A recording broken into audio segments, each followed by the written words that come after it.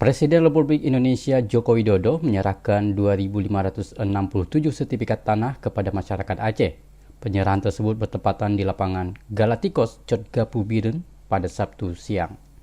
Namun ada momen lucu saat Presiden Jokowi meminta seorang warga untuk menyebutkan nama-nama ikan. Seorang ibu dengan yakin menyebutkan nama ikan mulus, yaitu ikan bandeng yang dalam bahasa Acehnya disebut ikan muluh. Terakhir, sebut 4 nama ikan. Oh, 1, ikan apa?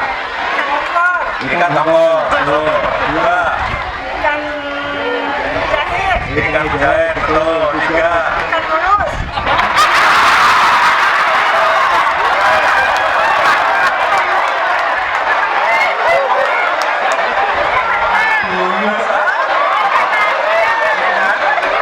ya ikan bandeng. Betul. Tadi ikan kerapu. Ya benar. Oh,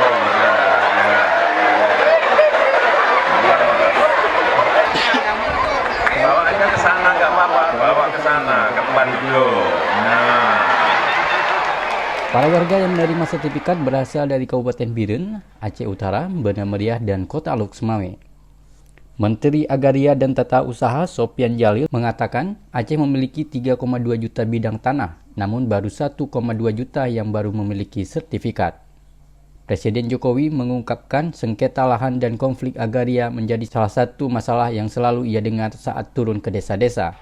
Penyebabnya menurutnya karena banyak tanah yang belum memiliki sertifikat.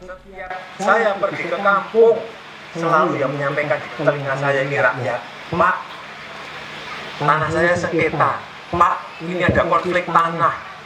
Kenapa itu terjadi? Karena rakyat tidak pegang sertifikat.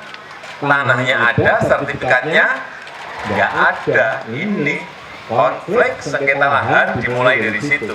Jokowi berharap sertifikat yang diterima masyarakat tersebut dapat dijaga dan dimanfaatkan dengan baik untuk kebutuhan sendiri maupun keluarga. Dari Kabupaten Biren, tim Aceh Kini melaporkan.